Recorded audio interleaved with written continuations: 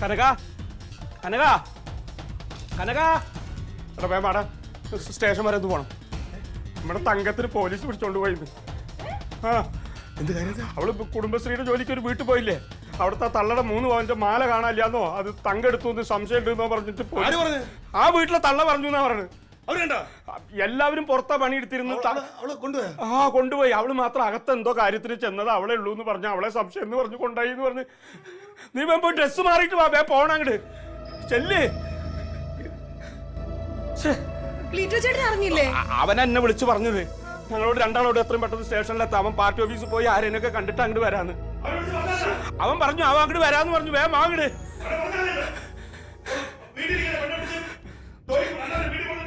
അതിപ്പോ അവൻ നന്നാവാൻ തന്നെ നമ്മളെന്ത് ചെയ്യാനാ? അതൊന്നും അറിയില്ല. ഇങ്ങോട്ട് വാ. അവര് കുറ്റം തെളിയിക്കാൻ എന്തൊക്കെയാ ചെയ്യാന്ന് ആരറിയാ?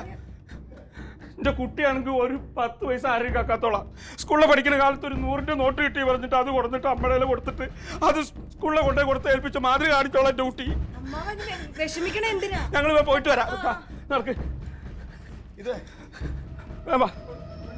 ആ റോട്ടിൽ വല്ല ഓട്ടോ ഉണ്ടാവും. വാ. പെണ്ണുങ്ങൾ എല്ലാവരും ഉണ്ടായിരുന്നു, പക്ഷെ ഇപ്പളെ കൊണ്ടായി എന്നാ പറഞ്ഞു.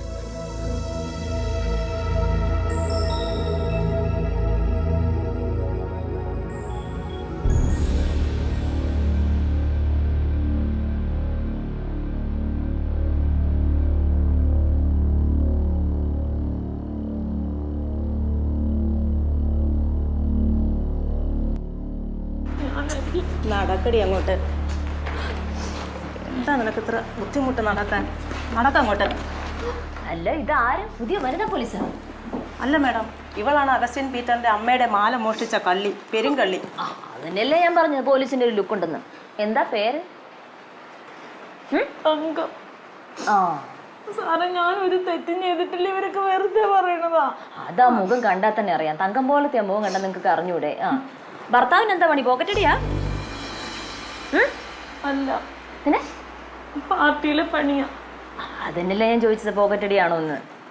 പോക്കറ്റടി ഒന്നല്ല, വലിയ പ്രമുഖനായിട്ടുള്ള നേതാവാ.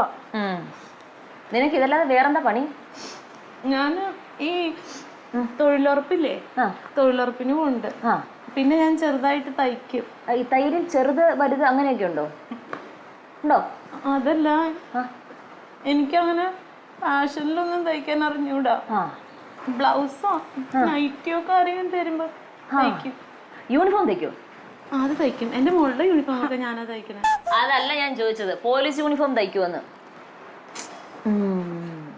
ശോഭേ, പോലീസ് യൂണിഫോം എങ്ങനെയാ തയ്ക്കേണ്ടതെന്ന് ശരിക്കൊന്ന് പറഞ്ഞു കൊടുക്കണം. ശരി മാഡം. ശരി. ഭർത്താവ് വലിയ രാഷ്ട്രീയക്കാരനാണെന്നൊക്കെയാണ് പറയുന്നത്.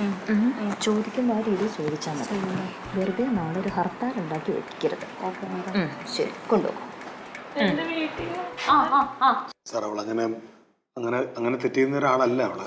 നമ്മുടെ ആളാകുമ്പോൾ നാളെ അവൾ തെറ്റിയില്ലെന്ന് നമുക്ക് വിചാരിക്കാം. പക്ഷെ അകത്ത് കയറി ക്വസ്റ്റ്യൻ ചെയ്യുമ്പോൾ നമ്മുടെ കണ്ണ് തെളിപ്പോവും. അതല്ലെങ്കിൽ അങ്ങനെ നിങ്ങൾ പോലീസുകാർ ഒരു തെറ്റ് ചെയ്യാത്തവരും വിളിച്ചു തുടർന്ന് വെച്ചിട്ട് അകത്ത് വെച്ച് തല്ലുമ്പോൾ തെറ്റ് ചെയ്യാത്തവരും തെറ്റിക്കും.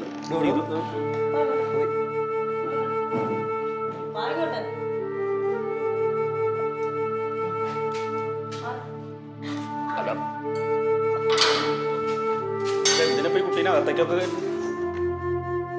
ഇതെന്താ സാറേ ഇത്? അവരൊന്ന് പരിശോധിച്ച് നോക്കട്ടെ. പൂർണ്ണ മറ്റേ കേസ് എന്തായി? അതേത് കേസ് മാഡം? നാഗേന്ദ്ര റാവുവിന്റെ കേസേ. അതിന്റെ പേരല്ലേ ഷാനി കേസ് കൊടുത്തിരിക്കുന്നത്. അതെനിക്കറിയാം. അത് കഴിഞ്ഞ് എന്തുണ്ടായത്? അത് കഴിഞ്ഞ് അവളിപ്പോ എല്ലാവരും കേസ് പിൻവലിക്കാൻ വേണ്ടി പറഞ്ഞിട്ടുണ്ട്. പക്ഷെ എന്നാലും അവൾ 2 ലക്ഷം വേണ്ടിയ കേസ് കൊടുത്തിരിക്കുന്നത്. അയാൾക്ക് അത് കൊടുത്തൂടെ? അയാളുടെ ഇഷ്ടംപോലെ കാശുണ്ടല്ലോ. എന്നിട്ട് എന്തായി? ഇനി തിങ്കളാഴ്ച രാത്രി 8:30 അറിയാൻ പറ്റുള്ളൂ മാഡം. കറണ്ട് കട്ടാവാതിരുന്നാൽ മതിയായിരുന്നു. വീട്ടിൽ ഇൻവെർട്ടർ കേടാ. ഇതുവരെയായിട്ട് അത് ശരിയാക്കിയിട്ടില്ല. എന്താ ചെയ്യാ? കറക്റ്റ് സമയത്തായിരിക്കും കറണ്ട് പോകുന്നു. എന്നാ എന്റെ സ്വഭാവം മറക്കണം. എന്തായി? ഇല്ല മാഡം, കിട്ടിയില്ല. എന്തിനു കിട്ടിയില്ലെന്ന്? ഇവിടെ പരിശോധിക്കാൻ കിട്ടില്ലെന്ന്? അല്ല മാഡം, മാല കിട്ടിയില്ല.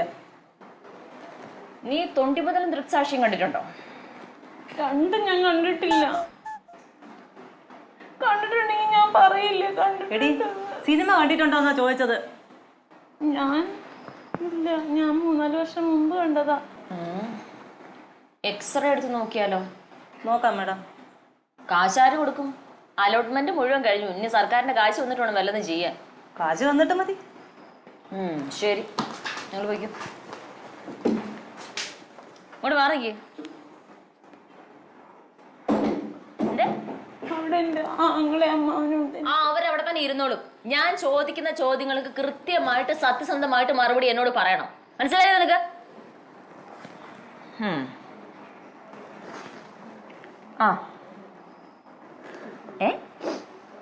കപ്പ ബിരിയാണിയോ? കപ്പ ബിരിയാണി. കപ്പ ആദ്യം പുഴുങ്ങണ്ടേ? കുനുകുനാന്നരിഞ്ഞിട്ട് വേണം. നീ ഒരു കാര്യം കുരുവാൻ സംസാരിച്ചിരിക്കുന്നു. എന്തോ അല്ല ഇവിടെ പറഞ്ഞതാ. ഞാൻ നോക്കിയിട്ട് വിളിക്കാം.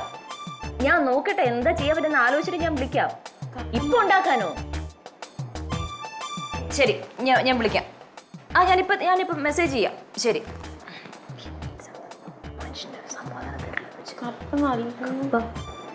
കപ്പ നല്ലതുപോലെ നമുക്ക് പുഴുങ്ങെടുക്കണം ആദ്യം. കപ്പ കുനുകുനാന്ന് അരിയണം. കപ്പ കുനുകുനാന്നരിഞ്ഞിട്ട് പിന്നെ നമ്മൾ എന്താ ചെയ്യുക? പറയട്ടെ. പറ. കപ്പ കുനുകുനാന്നരിഞ്ഞിട്ട് എന്താ ചെയ്യുക? അങ്ങനെയാണെങ്കിൽ ആദ്യം നമുക്ക് ബീഫ് മേടിക്കണം. ബീഫ് എല്ലുള്ള ബീഫ് മേടിക്കണം. എന്നിട്ട് ഈ എല്ലുള്ള ബീഫ് നല്ലോണം കഴുകി വാരി നല്ലോണം പിഴിഞ്ഞ് മാറ്റി വെക്കണം.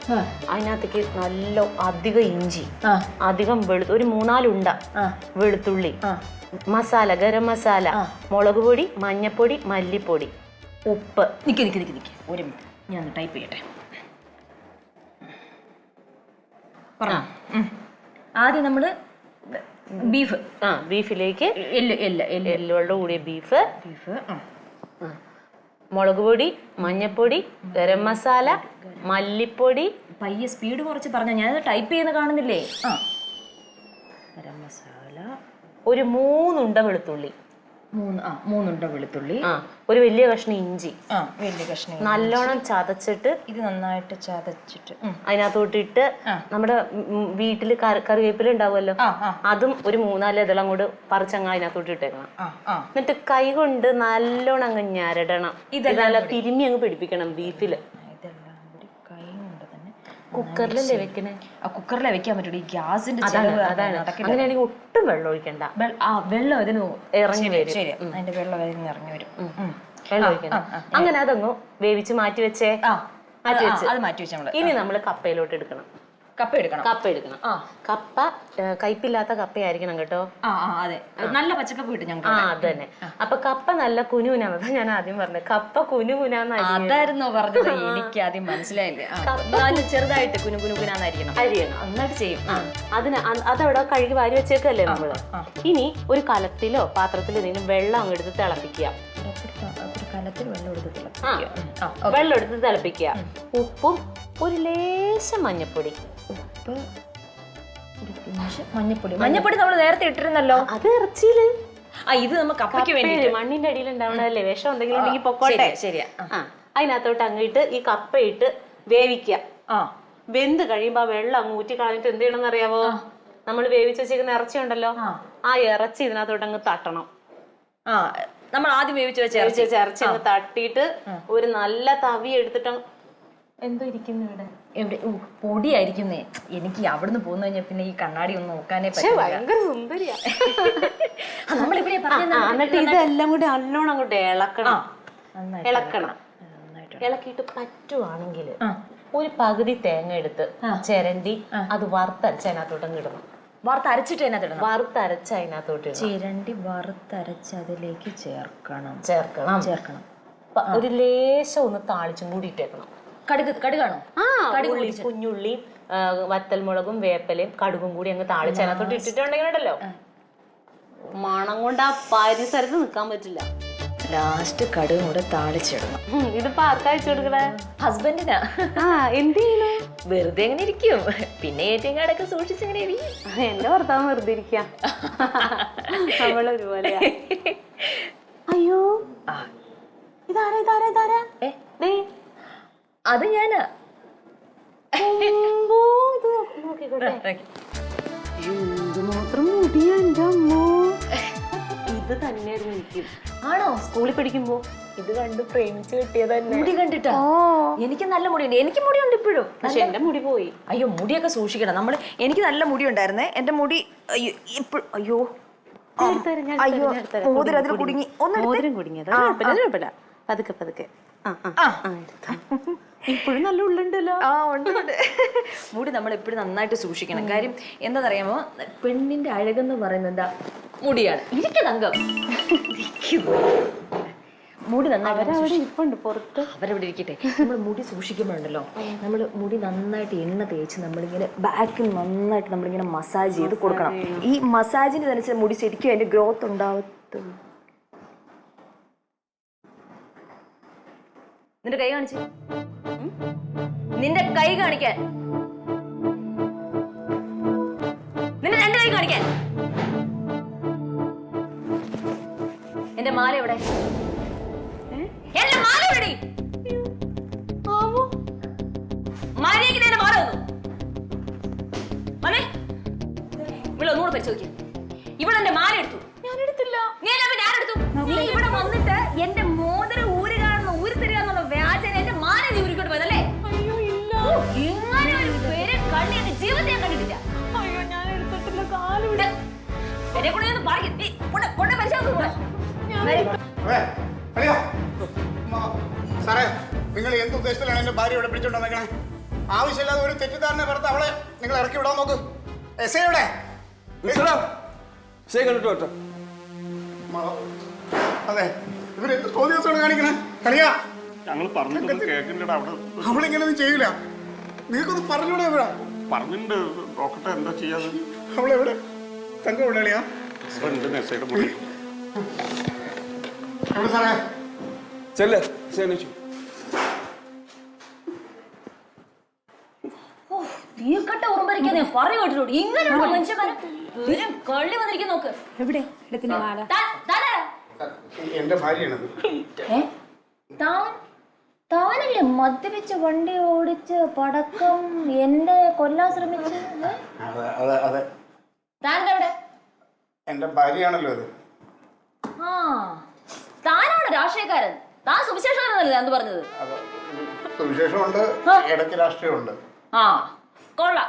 അതെ സാറേ, വെറുതെ ഒരു തെറ്റിദ്ധാരണയുടെ പുറത്താണ് ഇപ്പൊ എന്റെ ഭാര്യ ഇവിടെ കൊണ്ട് നിർത്തിയിരിക്കുന്നത്. അവൾ അങ്ങനെയൊന്നും ചെയ്യില്ല. ഒരു തെറ്റിദ്ധാരണയും പുറത്തല്ല തന്റെ ഭാര്യ അറസ്റ്റ് ചെയ്തിരിക്കുന്നത്. ഇവരാദ്യം ഒരു മാല മോഷ്ടിച്ചു, അതിനുശേഷം ഇതാ ഇപ്പൊ എന്റെ മാലയും.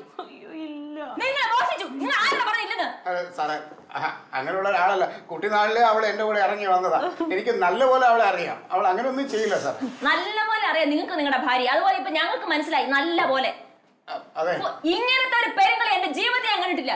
നിന്ന നിപ്പില് ആദ്യം മാല മോഷ്ടിച്ച് വന്നവള് നിന്ന നിപ്പില് എന്റെ മാല എന്റെ കഴുത്തിതാണ് ഊരിക്കൊണ്ട് പോയത്. ഈ പെരുങ്കള്ളി. അതെ സാറ് കുറച്ചുകൂടെ മാന്യമായിട്ട് സംസാരിക്കണം. എന്താണ് ഞാൻ ഇത് കൂടുതൽ മാന്യമായിട്ട് സംസാരിക്കുന്നതായിരിക്കും? നിരപരാധി ഒരാളെ കള്ളി എന്നൊക്കെ വിളിക്കരുത്. എനിക്കും എന്താ ചെയ്യണമെന്ന് അറിയാം. അട്ടപ്പാടി എന്ന് പറഞ്ഞ സ്ഥലമൊക്കെ ഉണ്ട്. അങ്ങോട്ട് എന്നെ അട്ടപ്പാടിലേക്ക് ഒരു സ്ഥലം മാറ്റണോ ഉദ്ദേശിച്ചത്? ചിലപ്പോ ഞാൻ അങ്ങനെ ചെയ്തു. എങ്കിൽ താൻ സ്ഥലം മാറ്റിയാന്ന് കാണട്ടെ. അതെ സാറേ, നിങ്ങൾ ഈ കട്ടവനെ കിട്ടിയില്ലെങ്കിൽ കിട്ടവനെ പിടിച്ച് കള്ളനാക്കുന്ന ആ പരിപാടി ഉണ്ടല്ലോ. ഞങ്ങൾ ഇവിടെ ആരെയും കള്ളനും കള്ളിയാക്കുന്നില്ല. ഓരോരുത്തരുടെ കയ്യിലിരിപ്പാണ് ഓരോരുത്തരുടെ കള്ളിയും കള്ളനാക്കുന്നത്. മനസ്സിലായി നിങ്ങൾക്ക്? അതെ, എന്റെ ഭാര്യ അങ്ങനെ ചെയ്യല്ലേ. ഇപ്പൊ തന്നെ നിങ്ങൾ ജീപ്പിൽ കയറ്റി അവളെ കൊണ്ടുവന്നപ്പോ തന്നെ നാട്ടുകാരെല്ലാരും ചുമ്മാ വന്നല്ലേ മിസ്റ്റർ? നിങ്ങളുടെ ഭാര്യ മോഷ്ടിച്ചാണ് ഇങ്ങോട്ട് കൊണ്ടിരിക്കുന്നത്. പിന്നെ ഇതാ ഇവിടെ വന്നതിന് ശേഷം എനിക്ക് മുഖം കാണുന്നുണ്ടല്ലോ. സാറേ, അവള് പാവമാണ്, എനിക്കറിയാം. അതുകൊണ്ടാണ് ഞാൻ പറഞ്ഞത്. എനിക്ക് നന്നായിട്ട് മനസ്സിലായി പാവമാണോ അല്ലയോ. ഇങ്ങനത്തെ പെരുക്കളെല്ലാം ലൈഫിൽ ഞാൻ കണ്ടിട്ടില്ല. പോലീസാണ് നിന്റെ കളിയല്ലേ? അതെ, എന്താ എനിക്ക് എന്ത് ചെയ്യാൻ പറ്റുമെന്നുള്ളത് സാറിന് അറിഞ്ഞൂടാ. നിങ്ങൾ എന്തായാലും എന്നെ ചെയ്തിരിക്കും. ഒന്നുമില്ല മോളെ, നീ വിഷമിക്കണ്ട. ഞാൻ ഉണ്ടല്ലോ ഇവിടെ. ഒരു സാറേ, എല്ലാവരും കൂടി എന്റെ പ്രശ്നം വെച്ച്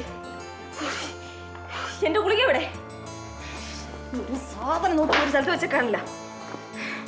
എല്ലാവരും കൂടി എന്റെ പ്രശ്നം കഴിക്കും. ഞാൻ അതെവിടെ കൊണ്ടുവന്നിട്ടുണ്ടായിരുന്നല്ലേ?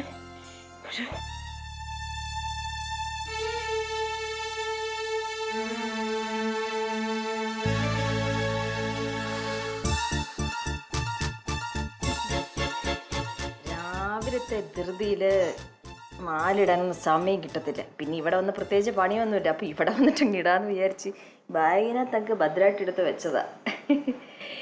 എന്താ ചെയ്യും, മാലയാണ് ശരിക്കും ഇടാനും പറ്റില്ല. എന്റെ ദൈവമേ, ഇതെങ്ങനെ ഇടുവോ എന്തോ.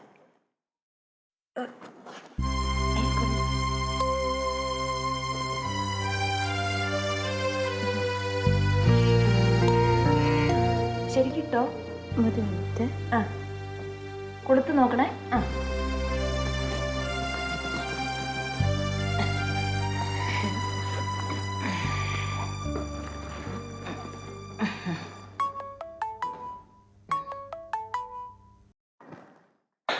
ഹലോ.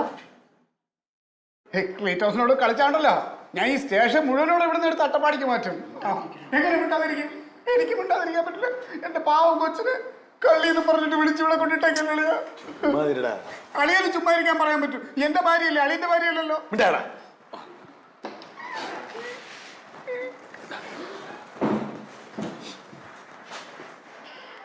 എഴുതി ഒപ്പിട്ട് കൊടുക്കണം. എപ്പോ വിളിച്ചാലും തങ്കത്തെ ഹാജരാക്കുള്ളതാണ്. കുടിക്കൊണ്ട് വെക്കും.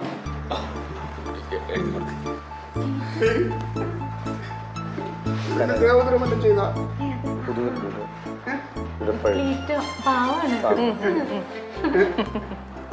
ചെയ്തില്ലല്ലേ സാറേ? ഈ അട്ടപ്പാടിയിലോട്ട് സ്ഥലം മാറ്റും എന്നൊക്കെ ഞാൻ പറഞ്ഞത് വെറുതെ തമാശക്കാട്ടോ. അയ്യോ, ഞാനത് സീരിയസ് ആയിട്ട് എടുത്ത് അവിടെ ഒരു വീട് വിളിച്ച് പറഞ്ഞിട്ടുണ്ടായിരുന്നു. അയ്യോ, ക്ലീറ്റ് അട്ടപ്പാടി കണ്ടിട്ടേ ഇല്ലല്ലോ. ആക്കിയത്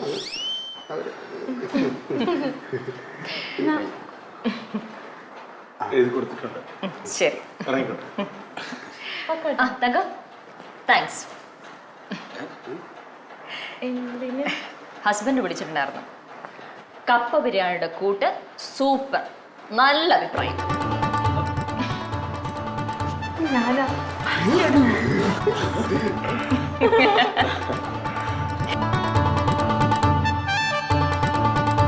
Alien versus Alien.